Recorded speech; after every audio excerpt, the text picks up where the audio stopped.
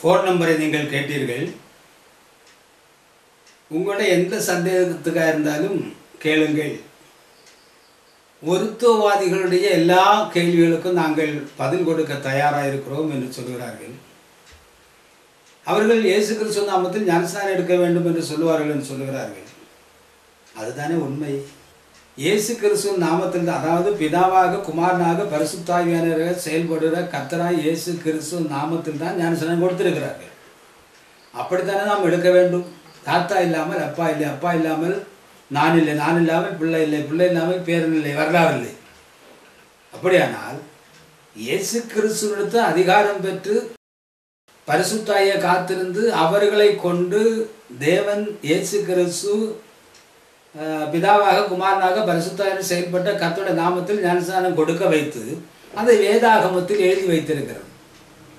அத்தனை சபையாரும் அப்படித்தான் எடுத்திருக்கிறார்கள். அதை தவறு என்று நிரூபிக்க வருவார்களாம். நீங்கள் அவர்களுடைய போனில் கூப்பிட்டால் அவர்கள் வந்து நிரூபித்து செல்வார்கள். மட்டுமல்ல, எங்கு வேண்டுமானாலும் அதற்கு பதில் சொல்ல வாதிக்க எல்லாம் தயாராக இருக்கிறார்களாம். 4 கடிதங்கள் அனுப்பியும் வராமல் இருக்கிறார்களே, இவர்களுக்கு சூடு சுரணை எதுவும் இல்லையா? ஞானஸ்நான தலைப்பு அடுத்த நாள் ஞானஸ்நான தலைப்பு என்று சொல்லிவிட்டு மாற்றிவிட்டார்கள். அதற்கு சொன்னார்கள், எங்கு வேண்டுமானால் எப்பொழுது வேண்டுமானால் கூப்பிட்டால் வருவோம் என்று. 4 கடிதம் அனுப்பியும் கூப்பிடுகிறேன், வரவில்லை, ஓடி ஒளிந்து கொண்டிருக்கிறார்கள். காரணம் என்ன? இந்த டிவிடியை பார்த்த பிறகு ராபின்சன் கூட தொடர்பு கொண்டோம். அவ்வளவு தந்திரமா போன்ல அவ்வளவு தந்திரமா பேசுறாரு. அடுத்த டிபேட் வைக்கிறோம் வாங்க அப்படின்னு கூப்பிட்டோம். முதல் டிபேட்டோட டிவிடி பத்தி நான் பேசவே இல்லை. ஏன்னு கேட்டா ஒன்ஸ் அதை இப்போ திருடனுக்கு அவன் திருடினதை கண்டுபிடிச்சோன்னா அவன் இது பண்ணுவான், வருவானா மறுபடியும் வருவாங்களா? இப்ப அந்த மாதிரி திருட்டு வேலை இவர் செஞ்சுட்டாரு. அந்த மாதிரி கட்டிங் எடிட்டிங் வேலை செஞ்சுட்டு ஒரு நேர்த்தியான ஒரு நீதியான வேலை செய்யாதனால கூப்பிட்டு வரமாட்டாங்கன்னு தெரியும். அதனால நம்ம என்ன பண்ணோம், பாம்பை போல இதெல்லாம் உழவர்லாம் அழகா இது பண்ணோம், மூவ் பண்ணோம், காய் நவுத்தணும், போய் அவர்கிட்ட பேசணும், பேசி அவர் அழைச்சோம் வாங்கன்னு கூப்பிட்டோம். அடுத்த தலைப்பு பயங்கர முதல் டிவிடியில ஒரு இதுல போட்டிருந்தார் ஒரு வாசகம், ராபின்சன் இது போன்ற எந்த விவாதத்துக்கு அழைத்தாலும் பேச தயார் அப்படின்னு ஓபன் சேலஞ்ச் கொடுத்திருந்தார். ஆனா தொலைபேசி இதுல உரையாடல்கள் வச்சிருக்கிறேன். கேட்டீங்கன்னா அவ்வளவு கேவலமா இருக்கும். ராபின்சன் எஸ்கேப் ஆகி ஓடுறதுக்கே பார்த்தாரு. இப்படிப்பட்ட கேனைகள் உண்டாயா எங்கேயாவது? ராபின்சன் எப்பொழுதும் வேத விசுவாசத்திற்காக தைரியமாய் போராடும்படி தேவன் உறுதிப்படுத்தி இருக்கிறார். முதல் விவாதத்தில் தோற்று போன ஆலன் இரண்டாவது விவாதத்திற்கு கூப்பிட்டால் என்ன நோக்கத்தோடு கூப்பிடாரு தெரியாதா? நான் என்ன உப்பு போட்டு சோறு சாப்பிடாதானா? ஆலனை போல கேளையனா? தெரிந்துதான் சொன்னேன். அங்க என்ன நடந்தது? வீடியோ வைப்பதற்கு அனுமதி தரவில்லை. வீடியோ வைப்பதற்கு அனுமதி தராமல் வரவே மாட்டேன்னு சொல்லிவிட்டேன். இரண்டாவதாக புக்குகள், அந்த சீடிகள், டிராக்டுகள் எல்லாம் கொடுக்க வேண்டும் என்று சொன்னேன். அதற்கு அவர்கள் கடைசி வரையிலும் ஒத்துக்கொள்ளவில்லை. 1 மணி நேரம் பேசியிருக்கிறார்கள். அதற்கு நீங்கள் உத்தரவு தந்தால்தான் வருவேன், இல்லாவிட்டால் வரவே மாட்டேன்னு சொல்லிவிட்டேன்.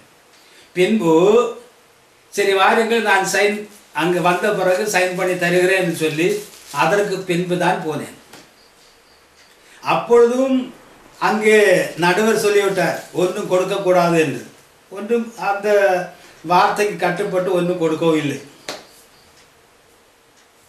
ஒன்றை சிந்திக்க வேண்டும், என்னிடத்தில் சத்தியம் இல்லாவிட்டால் அல்லது இந்த ஆலன் கூறுகிறது உண்மையா இருந்தால் நான் போவேனா?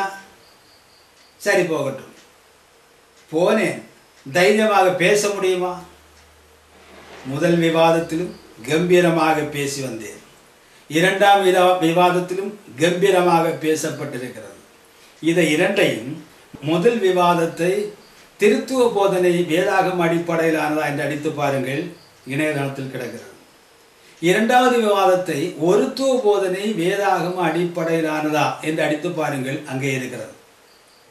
அருமையானவர்களே, இவர்கள் இந்த வேதாகமத்துக்குள்ளே இல்லை என்பதை நிரூபிக்க நான் தயாராக இருக்கிறேன். இவர்கள் இந்த வேதாகமத்தை போதிக்க உரிமை பெறவில்லை என்பதை நிரூபிக்க, ஆணித்தரமாக நிரூபிக்க தயாராக இருக்கிறேன். இவர்கள் அந்தி கிறிஸ்துவின் ஆவியினால் இயக்கப்படுவர்கள், நடத்தப்படுவர்கள். பவுல் சொன்னபடி அப்போஸ்தலருடைய அல்லது தேவனுடைய பிள்ளைகளுடைய வேஷத்தை தரித்து வருகிற பிசாசுடைய ஊழியக்காரர்கள் என்பதை நிரூபிக்க தயாராக இருக்கிறேன். இவர்கள் வருவார்களா கேளுங்க. வந்து அவர்கள் தேவனுடைய ஊழியக்காரர்கள் அல்லது அவர்களுக்கு சபை இருக்கிறது, அவர்கள் வேதாகமத்தை போதிக்க உரிமையை பெற்றிருக்கிறார்கள், வந்து நிரூபித்து போகட்டுமே. ஞானஸ்தானத்தை பத்தி பேசணும். எந்த நாமத்துல ஞானஸ்தானம் கொடுக்கணும் அப்படின்றத பத்தி மதியானம் 2வது டிபேட்ல பேசணும். அதுல முதல் வந்து ஃபர்ஸ்ட் செக்ஷன், செகண்ட் செக்ஷன்லாம் இருந்துச்சு. அப்புறம் வந்து ஒரு இது, அதாவது முதல் ரவுண்டு, 2வது ரவுண்டு, அதுக்கப்புறம் ஒரு இது கன்க்ளூஷன் ரவுண்ட். அதாவது ஃபர்ஸ்ட் ரவுண்டு, செகண்ட் ரவுண்ட் வந்து இது கன்க்ளூஷன் ரவுண்ட். அந்த முதல் ரவுண்ட்ல நான் பேசினதுல 7 நிமிஷத்தை கட் பண்ணிட்டாங்க. 7 நிமிஷம். ஆமா, 7 மினிட்ஸ் டோட்டலா கட் பண்ணிட்டாரு. 7 நிமிஷம். அதாவது துண்டு துண்டா வெட்டினது எல்லாத்தோட டோட்டல் போட்டு பார்த்தா 7 நிமிஷம். அப்ப நான் பேசினதுல 7 நிமிஷம் அதுல கிடையாது. ஆலன் 20 நிமிஷம் பேசினார் என்றும் அதில் 7 நிமிடம் கட் செய்யப்பட்டிருக்கிற என்றும் ஆலன் நிரூபித்தால், அதே இடத்தில் ஆலனுக்கு அடிமையாய் ஆலன் சொல்லுகிறபடி கேட்க அல்லது பிதாகுமார பரிசுத்தாயின்னு ஞானஸ்நானம் பெற்று ஆலனோடு கூட தொடர்ந்து ஊழியம் செய்ய நான் தயாராக இருக்கிறேன். அல்லாவிட்டால் ஆலன் அதே இடத்தில் நான் சொன்னது பொய் என்று ஆலன் என்னிடத்தில் மன்னிப்பு கேட்பாரா? நீங்களே கேளுங்கள்.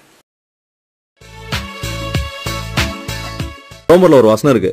ரோமர்ல 16வது அதிகாரம் 17வது வசனம், 18வது வசனம். 16, 17, 17வது வசனம், 18வது வசனம். அன்றியும் சகோதரரே, நீங்கள் கற்றுக்கொண்ட உபதேசத்திற்கு விரோதமாய் பிரிவினைகளையும் இடர்களையும் உண்டாக்குகிறவர்களை குறித்து எச்சரிக்கையாயிருந்து அவர்களை விட்டு விலக வேண்டும் என்று உங்களுக்கு புத்தி சொல்லுகிறேன். அப்படிப்பட்டவர்கள் நம்முடைய கர்த்தராகிய இயேசு கிறிஸ்துவுக்கு ஊழியம் செய்யாமல் தங்கள் வயிற்றுக்கே ஊழியம் செய்து நயவசனிப்பினாலும், அவங்க வயிற்று பொழப்புக்காக ஊழியம் செய்யறவங்க என்ன பண்ணுவாங்க? நயவசனிப்பினாலும், இச்சக பேச்சினாலும் அப்படி இல்லாதவர்களுடைய இருதயங்களை வஞ்சிக்கிறவர்களா இருக்கிறார்கள். அது யாருக்கு சொன்னாருங்க? ரோம சபையாருக்கு சொன்னார். ரோம சபையார் ரோமர் 6:3 படி கிறிஸ்து இயேசு நாமத்தினால் ஞானஸ்நானம் பெற்றவர்கள். அவர்கள் இயேசு கிறிஸ்துவை கர்த்தர் என்றும், இயேசு கிறிஸ்துவான் தேவன் என்றும், இயேசு கிறிஸ்துவான் எல்லாம் எல்லாம் என்று அறிந்திருந்தவர்கள். அவர்களுக்குத்தான் இந்த ஒரு எச்சரிப்பை கொடுக்கிறார்.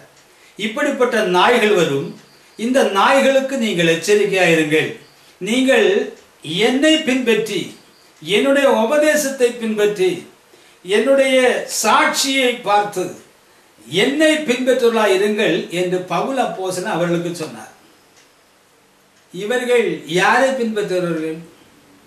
சரி, இந்த இதில் எந்த நிரூபத்தை போதிக்கும் உரிமை எந்த மனுஷன் பெற்றார்? நிதானம் உங்களுடைய. ராபின்சனோட புக்கை யாராவது படிச்சீங்கன்னா உங்களுக்கு தெரியும். அவரு வந்து உண்மையான திருத்துவத்தை நம்புகிறவர்களோட விசுவாசத்தை அவரு அங்க தவறுன்னு சொல்லிட்டு அவர் நிரூபிக்கவே இல்லை.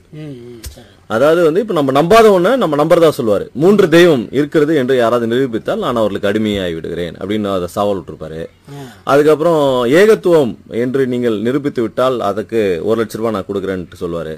இது போன்றதான நிறைய சவால்கள்லாம் தேவையில்லாதெல்லாம் சொல்லி அவருக்கு அதுக்கெல்லாம் சவால் வச்சு, சூரியன் மட்டும் இதுல அப்புறம் இரவுல வந்துருச்சுன்னா நான் அப்புறம் 5 கோடி கொடுக்குறேன், அந்த மாதிரிலாம் வைப்பாரு சவால். இவர் சொன்ன வார்த்தைகள் ராபின்சனாகிய நான் எந்த புஸ்தகத்தில் எழுதியிருக்கிறேன், எந்த பக்கத்தில் எழுதியிருக்கிறேன், அதை எந்த ஆண்டில் எழுதியிருக்கிறேன் என்பதை நிரூபித்தாக வேண்டும். இல்லை என்றால் என்று வாதம் இருக்கிறதோ அந்த நாளில் இவர் கண்டிப்பாக மன்னிப்பு கேட்டாக வேண்டும். தேவையில்லாமல் களங்கம் சுமத்துற காரியங்களுக்கு இவர் மன்னிப்பு கேட்டுதான் ஆக வேண்டும். கேட்காமல் இவர் போக முடியாது என்பதை நான் இப்பொழுது சொல்லிக் கொள்ளுகிறேன். அதான் நான் சொல்றேன், இவங்கள கொடிய ஓநாய்கள், கபட வேலையாட்கள், இவங்கள ரொம்ப எச்சரிக்கையா இருக்கணும். இவங்க ஆட்டுத்தோல் போத்தி தானே, அப்புறம் இவங்க ஓநாய்கள், அதுக்கப்புறம் ஒளியின் வேஷம் தரித்து வரதான பிசாசனுடைய இவங்க ஊழியக்காரங்க, ரொம்ப ஜாக்கிரதையா இருக்கணும். அது ராபின்சன் மாதிரி ஆளுங்கள்லாம் நம்ம கேர்ஃபுல்லா இருக்கணும். இந்த வேதாகமத்தில் உள்ள நிரூபங்களை எல்லாம் எழுதியிருப்பது யாருங்க? ஒன்று யோவான் எழுதியிருக்கிறார், பேதுரு எழுதியிருக்கிறார், பவுல் எழுதியிருக்கிறார், யாக்கோபு, யூதா இவர்கள் எல்லாம் எழுதியிருக்கிறார்கள். பேதுரு எழுதும்போது யாருக்கு எழுதுகிறார்? இயேசு கிறிஸ்து நாமத்தில் ஞானஸ்நானம் கொடுத்தவர்களுக்கு. யோவான் எழுதும்போது யாருக்கு எழுதுகிறார்? இயேசு கிறிஸ்து நாமத்தில் ஞானஸ்நானம் கொடுத்த அந்த 3000 பேருக்கு 12 பேர் சேர்ந்து தான் இயேசு கிறிஸ்து நாமத்தில் ஞானஸ்நானம் கொடுத்தார்கள், அவர்களுக்கு எழுதுகிறார். பவுல் எழுதும்போது யாருக்கு எழுதுகிறார்? இயேசு கிறிஸ்து நாமத்தில் ஞானஸ்நானம் கொடுத்தவர்களுக்கு. அப்படியே அந்த நிரூபங்களை யாருக்காக எழுதுகிறார்? இயேசு கிறிஸ்து நாமத்தில் ஞானஸ்நானம் கொடுத்தவர்களுக்கு தான் எழுதுகிறார். இப்படிப்பட்ட ஆளனை போலுள்ள ஓநாய்கள், கொடிய ஓநாய்கள் வரும் என்று எபேசியரை பார்த்து பவுல் சொல்லுகிறார். அப்படியே அந்த கொடிய ஓநாயர் இந்த ஆளனும் ஆளனை போலுள்ளவர்களும். கொரிந்தியரை பார்த்து 2 கொரிந்தியர் புஸ்தகம் 11ஆம் அதிகாரத்தில் தான் 9 முதல் சொல்லுகிறார், 12 முதல் 15 வரை சொல்லுகிறார். எங்களை போல அப்போஸ்தல வேஷத்தை தரித்து இயேசு கிறிஸ்துவின் ஊழியக்காரன் என்று சொல்லி பிசாசின் ஊழியக்காரன் இந்த ஆளனையும் ஆளனை போலுள்ளவர்களையும் வருவார்கள். இப்படிப்பட்ட திருடர்களுக்கு நீங்கள் எச்சரிக்கையாக இருங்கள். கபடமான ஊழியக்காரர்களுக்கு, இந்த பிசாசின் ஊழியக்காரர்களுக்கு நீங்கள் எச்சரிக்கையாக இருங்கள் சொல்கிறார். மட்டுமல்ல, யோவான் சொல்லும் பொழுது அந்தி கிறிஸ்துக்கள் அன்றே இருக்கிறார்கள் சொல்லுகிறார். 1:18 சொல்லுகிறார். அப்படியானால் அந்த அந்தி கிறிஸ்துக்கள் யார்? இந்த ஆளனும் ஆளனிடத்தில் ஒருவர் பேசுகிறாரு, அவரும் அவரை போல் உள்ளவர்களும் தான் அந்தி கிறிஸ்துக்கள் என்று அவர் சொல்லுகிறார், யோவான் சொல்லுகிறார். மட்டுமல்ல, தேவனால் பிறந்தவன் எங்களுக்கு செவி கொடுக்கிறான் என்று சொல்லுகிறார். அப்படியானால் யோவான் என்ன சொல்லுகிறார்? இயேசு கிறிஸ்து நாமத்தில் ஞானஸ்நானம் எடுங்கள், பாவ மன்னிப்பு பெற்றுக்கொள்ளுங்கள், சபையில் சேருங்கள் என்று சொல்லி கேட்காத அவர்கள் யாரால் உண்டானவர்களாம்? பிசாசினால் உண்டானவர்களாம். அப்படியானால் இந்த ஆளன் யாரால் உண்டானவன்? பிசாசினால் உண்டானவங்க. தேவனால் உண்டானவன் எங்களுக்கு செவி கொடுக்கிறான், எங்களுக்கு செவி கொடாதவன் பிசாசினால் உண்டானவன் சொல்லுகிறார். இதனாலே வஞ்சக ஆவி எதுவென்றும் தேவனுடைய ஆவி எது என்று அறிந்து கொள்கிறீர்கள் என்று 1 யோவான் 4:6 சொல்லுகிறார். அப்படியானால் இந்த ஆளனை இயக்கிற ஆவி எந்த ஆவிங்க? நான் கேட்கிறேன், இவர்கள் யார்? இவருடைய வரலாறு என்ன? இவர்கள் வேதத்தை போதிக்கும் உரிமை எப்படி பெற்றார்கள்? இவர்கள் யாருக்கு சீசனானார்கள்? இவர்களுடைய வரலாறு பாரம்பரியம் என்ன? எதுவுமே இல்லாத இவர்கள்தான் ஓநாய்கள், எதுவுமே இல்லாத இவர்கள்தான் வேத புரட்டர்கள், வரலாறு இல்லாத இவர்கள்தான் ஓநாய் கூட்டம், வரலாறு இல்லாத இவர்கள்தான் பிசாசின் ஊழியக்காரர்கள். வஞ்சிக்கப்பட்டு கிடக்கிற ஜனங்களே, இவர்களுக்கு தப்பித்துக் கொள்ளுங்கள். டிபேட் வரதுக்கு முன்னாடி ஒரு கூட்டம் நடந்திருக்கு எங்க மார்த்தாண்டத்துல. கூட்டத்தோட தலைப்பு திரியேகமும் இயேசுவின் தெய்வீகமும், இதுதான் தலைப்பு. அந்த இது டிவிடி இருக்குது, அதுல செய்திகள் வெங்கடேஷ் பிரதர் அப்புறம் ஜெரி தாமஸ் எல்லாரும் கொடுத்துருக்காங்க. அந்த கூட்டத்தை அட்டன் பண்ணியிருக்காரு ராபின்சன். அப்புறம் இந்த டிபேட்டுக்கு வரதுக்கு முதல் நாள் வெங்கடேஷ் பிரதர் அவருக்கு ஃபோன் பண்றாரு, ராபின்சன் ஃபோன் பண்ணி அவர்கிட்ட பேசுறாரு. அதாவது இந்த மாதிரி விவாதத்துக்கு நாளைக்கு ராபின்சன் இவரு வெங்கடேஷ் பிரதர் வரன்றது சொல்லாம ராபின்சன் பேசுறாராம். எப்படி இருக்கீங்கன்னு கேட்டபோது ராபின்சன் சொல்றாரு, நான் கூட்டம் அட்டன் பண்ணேன், செய்தி ரொம்ப நல்லா இருந்துச்சு. செய்தின்னா என்ன செய்தி? செய்தியோட இது நான் தலைப்புனா திரியேகமும் இயேசுவின் தெய்வீகமும், அதுதான் தலைப்பு. கூட்டத்தை அட்டன் பண்ணிட்டு சொல்றாராம், செய்தி நல்லா இருந்துச்சு. அவர் வெங்கடேஷ் பிரதர் என்ன பண்ணார், இதை வந்து போன்ல ஆக்சுவலா ஆடியோ வந்து பதிவு செஞ்சுட்டார். பதிவு செய்து கையில வச்சுதான் நெக்ஸ்ட் டே அன்னைக்கு வந்தார். வந்து நேரடியா ராபின்சனை ஸ்ட்ரெயிட்டா நேரடியா உட்கார வச்சு கேட்டார், நீ இப்படி பேசுனீங்க, இப்ப இன்னைக்கு வந்து இது பத்தி ஒருத்துவத்தை பத்தி வந்து பேசுறீங்க, எப்படி நீங்க இந்த மாதிரி பேசுவீங்க? ஒரு நாள் இந்த வெங்கடேஷும் மன்னிப்பு கேட்க போகிறார். கர்த்தர் சித்தமானால் இது நடக்கும். இந்த வெங்கடேஷ் முஸ்லிம் சகோதரர்கள் கூட வாதிக்கிறவர். நான் ஒரு புஸ்தகத்தை வெளியிட்டேன். அந்த புஸ்தகத்தை வாசித்து பார்க்கும்படி கொடுத்தேன். அது திருத்துவம் பேசுகிறவர்கள் அழிவுக்குரியவர்கள் என்று அதில் எழுதியிருக்கிறேன். அதை வாசித்து விட்டு என்னிடத்தில் நீங்க எப்படி எழுதியிருக்கீங்களே? ஆமா எழுதியிருக்கிறேன்னு சொன்னேன். அதை இனி எழுதும் போது அதை மாற்றி எழுத வேண்டும், யோசிப்போம் என்று சொன்னேன். அதற்கு பிறகு கோத்தக்கரையில் ஒரு மீட்டிங் நடந்தது. அதற்கு கூப்பிட்டார்கள், சென்றிருந்தேன். அதில் எபிரே பாஷையை கற்று அறிந்த ஒருவர், அவரும் திருத்துவம் தான். ஆனால் திருத்துவத்தில் இயேசு கிறிஸ்து ஒருவர் தான் ஆதியாகமம் 1ஆம் அதிகாரம் முதல் வெளிப்படுத்தல் 21ஆம் அதிகாரம் வரை செயல்படுகிறார் என்பதை குறித்து சொன்னார். அது எனக்கு பிரயோஜனமாக இருந்தது. மட்டுமல்ல, அவர் மார்த்தாண்டத்துக்கு வந்திருந்தார். இந்த வெங்கடேஷ் பின்பு மார்த்தாண்டம் வந்தபொழுது ஃபோன் பண்ணியிருந்தார். அங்கே மீட்டிங் முடிந்து இறங்கின உடனே இவர் சிலுவை குறித்து பேசினார். இவரிடத்தில் போய் செய்தி நன்றாக இருந்தது என்று சொன்னேன். ஆனால் அது இப்போது திரும்பி மாறி அவர் என்னிடத்தில் பேசினாராம். அப்பொழுது இது நன்றாக இருந்ததாக சொன்னதாக அவர் ரெக்கார்டு பண்ணி வைத்திருக்கிறாராம். கர்த்தருக்கு சித்தமானால் இப்பொழுது பேசின இந்த ஆடியோவுக்கு இந்த இருவரும் மன்னிப்பு கேட்கும் காலம் வரும். கர்த்தர் செய்வார்.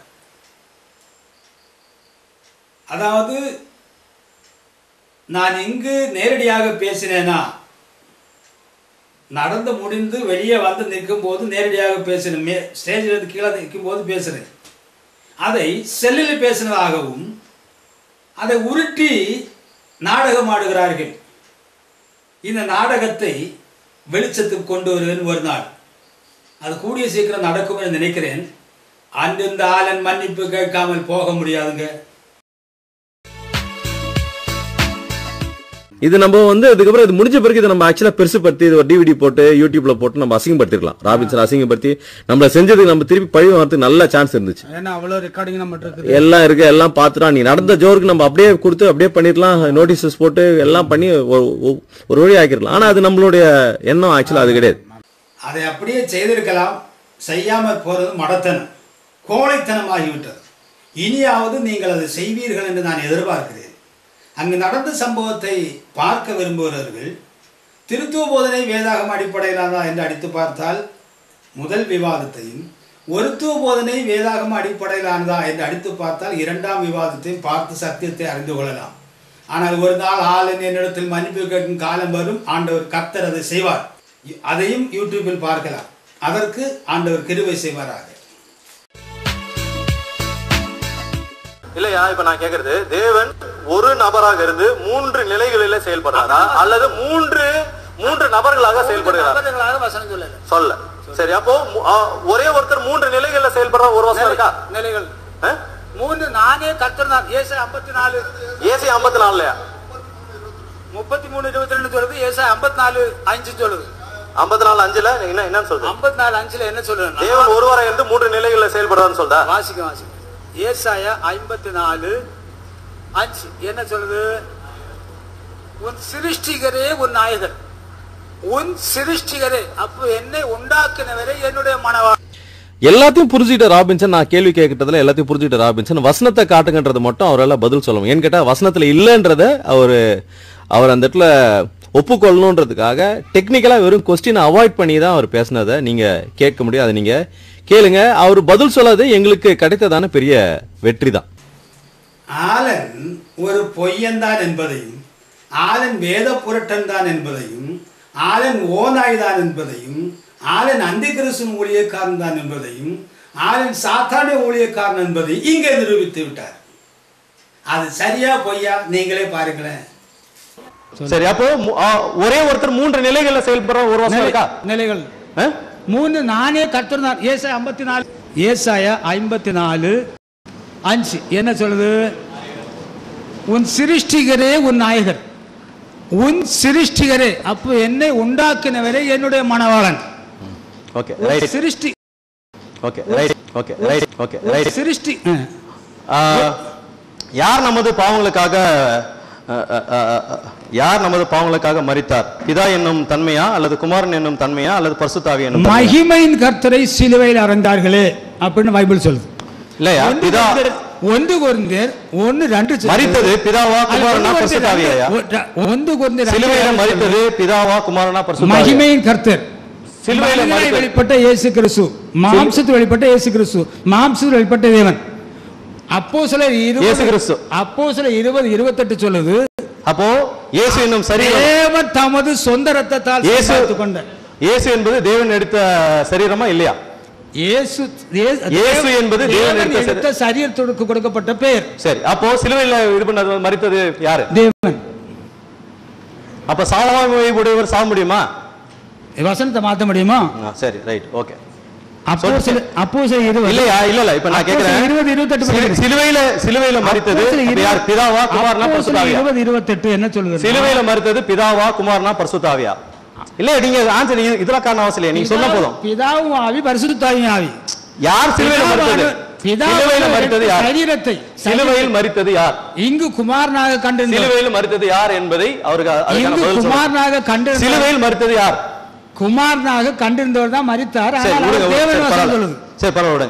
ஏலோஹிம் என்பது ஒருமை வார்த்தையா, பன்மை வார்த்தையா? உங்களை குறித்தும் தேவன் தமது சொந்தத்தை அப்ப தேவன் ஐயா அது விடுங்க, ஐயா விடுங்க, அது விடுங்க, பரவாயில்லை. இப்போ இதுக்கு நெக்ஸ்ட். ஆலன் பொய் சொன்னாரா, உண்மை சொன்னாரா? ஆலன் யார்? நிதானம் உங்களுடையது. அப்ப இந்த கோத்தகிரி கூட்டம் முழுவதுமாக ராபின்சனோட கற்பனையும் ராபின்சனோட பொய் தான். கூட்டத்தை போய் அட்டன் பண்ணிட்டு கூட்டத்தில் வந்து இயேசு கிறிஸ்துவோட தெய்வீகத்தை குறித்தும் இயேசு தான் தெய்வன்றதுக்கான ஆதாரத்தை வைத்துக்கொண்டு எனக்கு அகேன்ஸ்டா இருக்கிற மாதிரி அவர் பேசுறது முற்றிலும் தவறான காரியம் என்பதை நீங்கள் அறிந்து கொள்ளுங்கள். இந்த ஆலன் சொல்வது சரியா பொய்யா என்பதை நீங்களே கேட்டு நிதானிங்க. உபாகம் 6:4 இஸ்ரவேலே கேள், உன் தேவனாகிய கர்த்தர் ஒருவரே கர்த்தர் அப்படின்னு இருக்கோம். அது எப்படி உள்ள சொன்னா ஷ்மா இஸ்ராயேல் யாவே எலோஹிம் யாவே எஹாத் அப்படின்னு இருக்கோம். ஷ்மான்னு சொன்னா கேள், யாவே இஸ்ரேல் சொல்லுங்க, யாவே எலோஹிம், யாவே தான் உன்னோட எலோஹிம், இந்த யாவே ஒருவரே. அப்படின்னா இந்த ஏலோஹிம்ல ஒரே ஒரு யாவே தான் இருக்கிறாரு. சாதாரணமாக ஏலோஹிம்ன்ற வார்த்தையும் கர்த்தர்ன்ற வார்த்தையுமே ஒரு இடைச்செருகல் தான். இப்பொழுது பொய்யன் யார்? கோத்தகிரியில் பேசினவர் பொய்யனா இல்லது ஆலன் பொய்யனா? நிதானம் உங்களுடைய. பதிவு செய்யறத முழுமையாக வெளியிடுவதற்கு தைரியம் இருக்கிறவர்கள் எங்களோடு கூட நீங்கள் தாராளமாக எங்களோடு கூட நீங்கள் விவாதிக்கிறதுக்கு வரலாம். we welcome you to come and debate with us. We welcome you to come and discuss with us. என்னையா ஓ இஷ்டத்துக்கு நீ ஏதோ வீடியோ போடுற, ஆடியோ போடுற, எங்கெங்கே யாருக்கிட்டே சவால்கள் எல்லாம் விடுற. நான் கூப்பிடுறேன் என் சவாலுக்கு. 4 லெட்டர் போட்டு வரல. நீ சொல்லியிருக்கிற ஞானசனான தலைப்பு அடுத்த நாள் சொல்லி அதை இருந்து நீ செய்யலை. வரணும், வந்தாகணும். 2 விவாதம் உங்ககிட்ட வந்துட்டோம். இனி அடுத்த விவாதம் என்கிட்ட 2 விவாதம் நீ இங்கே வந்து வாதிச்சு போகணும். வரலாமா? பதிவு செய்கிறத அப்படியே போடுவோம். கட்டிங் வேண்டாம், எடிட்டிங் வேண்டாம், ஒன்றும் வேண்டாம். 2 பேரும் பதிவு செய்கிறத அப்படியே இடுவோம். வரியா? தேதி அறிவிக்கிறியா? தேதி அறிவிச்சுப்பா. நான் எப்போதும் தயாராக உள்ளேன். பாப்பா, நீ பொம்பளையா இல்ல ஆம்பளையா? நான் பார்க்கிறேன். அப்போஸ்தலர்கள் வழியாக வந்ததும் பரிசுத்த வேதத்தில் நடைமுறையில் இருந்ததுமான ஞானஸ்தானமே பாவ மன்னிப்புக்கென்று தேவனால் வந்த ஞானஸ்தானம். போலியான விசுவாசத்திலிருந்து மனம் திரும்புங்கள். பாவ மன்னிப்புக்கென்று சிருஷ்டிப்பின் ஸ்தானத்தில் பிதாவாகவும் ரட்சிப்பின் ஸ்தானத்தில் மனித குமாரனாகவும் நம்மை வழிநடத்தும் ஸ்தானத்தில் பரிசுத்தமுள்ள ஆவியானவராகவும் செயல்பட்டிருக்கிற கர்த்தராகிய இயேசு கிறிஸ்துவின் நாமத்தில் ஞானஸ்தானம் பெற்றுக்கொள்ளுங்கள். சத்திய ஆவியானவர் பேதுரு, யோவான், மத்தேயு, பவுல், பிலிப்பு ஆகியோரை கொண்டு எல்லோருக்கும் கர்த்தராகிய இயேசு கிறிஸ்துவின் நாமத்தில் ஞானஸ்தானம் கொடுத்து தமது சபையை உருவாக்கி இருக்கும் விதத்தை தொடர்ந்து பாருங்கள். கர்த்தருடைய நாமத்தினால் ஞானஸ்நானம் பெற்று அவருடைய சரீரமாகிய ஆதி சபையில் சேர்ந்தவருடைய பட்டியல் இதோ. பேதுருவையும் அவரோடே கூட உள்ள 11 அப்போஸ்தலர்களையும் கொண்டு ஆவியானவரே இயேசு கிறிஸ்துவின் நாமத்தினால் ஞானஸ்நானம் கொடுக்க வைத்து அவரிடமாய் சேர வைத்தார். ஆதி சபையில் சேர்ந்தவர்கள் 3000 பேர். இது புதிய ஏற்பாட்டில் தேவனால் உருவான ஆதி சபை. எருசலேமில் வசனத்தை கேட்டு விசுவாசித்து ஆதி சபையோடு இணைந்தவர்கள் 5000 பேர். அந்த ஆதி சபையாரோடு இணைந்து கர்த்தரிடமாய் சேர்ந்தவர்கள் எருசலேமில் மறுபடியும் ஏராளம் பேர். ரோமாபுரியிலும் கிறிஸ்து இயேசுவின் நாமத்தினால் ஞானஸ்நானம் பெற்று ஆதி சபையாரோடு இணைந்தவர்கள் அநேகம் பேர். கொரிந்துவில் பவுலின் நாமத்தினால் அல்லாமல் சிலுவையில் அறையப்பட்ட கர்த்தராகிய இயேசுவின் நாமத்தினால் ஞானஸ்நானம் பெற்று ஆதி சபையில் இணைந்தவர்கள் ஏராளம். சமாரியாவில் பிலிப்புவினால் கர்த்தராகிய இயேசுவின் நாமத்தினால் ஞானஸ்நானம் பெற்று ஆதி சபையில் சேர்ந்த புருஷர்களும் ஸ்திரீகளும் ஏராளம்.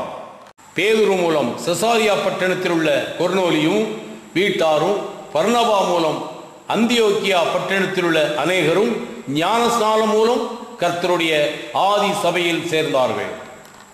பிலிப்பு பட்டணத்தில் பவுல் மூலம் கர்த்தராகிய இயேசுவின் நாமத்தினால் ஞானஸ்நானம் பெற்று ஆதி சபையாரோடு சேர்ந்தவர்கள் லீதியாளும் குடும்பமும்.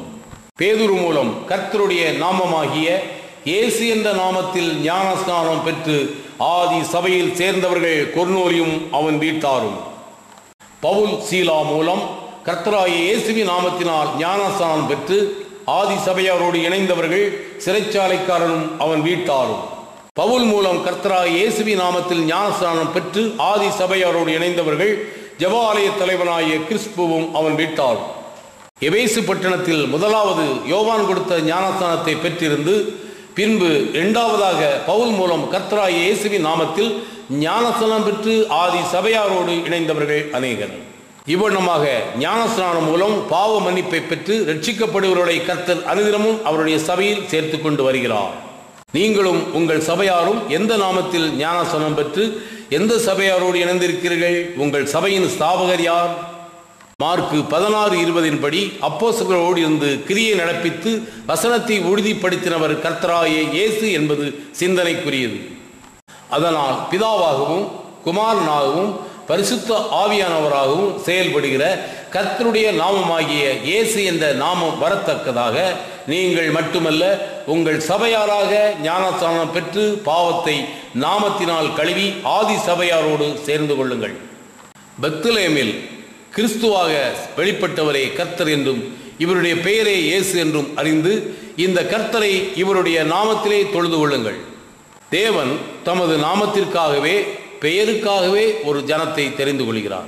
ரட்சிப்பை பெற்ற தம்முடைய ஜனத்தை எடுத்துக்கொள்ள கர்த்தர் வரப்போகிறார். தேவனுடைய பதவியே அல்ல, நாமம் தரிக்கப்பட்டவர்களே அங்கு இருப்பார்கள் என்பதை அறிந்து கொள்ளுங்கள். நாளை உங்களுடைய நாளல்ல, இன்றே சிந்தியுங்கள், செயல்படுங்கள். இயேசுவே கிறிஸ்து, கிறிஸ்து இயேசுவே கர்த்தர், கர்த்தரே தேவன், கர்த்தரே ஆவியானவர். தேவ ராஜ்யத்தின் வழிகாட்டிகள் முதலாவது கர்த்தராகிய கிறிஸ்து, பின்பு அதிகாரம் பெற்ற பேதுருவும் கூட உள்ள 11 பேரும், அவர்களோடு பவுல், சீலா, பர்னபா போன்றவர்கள் என்பது நம்முடைய சிந்தனைக்குரியது. பிதா என்பது நாமமல்ல, குமாரன் என்பது நாமமல்ல, பரிசுத்த ஆவி என்பது நாமமல்ல, நாமம் இயேசுவே. தேவனும் ஆட்டுக்குட்டியுமாக இருக்கிறவருடைய பதவி அல்ல, நாமம் தரிக்கப்பட்டவர்களே தேவ ராஜ்யத்தில் இருப்பார்கள். நாமம் இயேசு, ஒரே கர்த்தர், ஒரே விசுவாசம், ஒரே ஞானஸ்நானம், ஒரே தொழுவம், ஒரே மந்தை, ஒரே மேய்ப்பர். அவர் கர்த்தராகிய கிறிஸ்து இயேசு. விசுவாசம் உள்ளவனாகிய ஞானஸ்நானம் பெற்றவன் ரட்சிக்கப்படுவான், விசுவாசியாதவனோ ஆக்கினைக்குள்ளாக தீர்க்கப்படுவான்.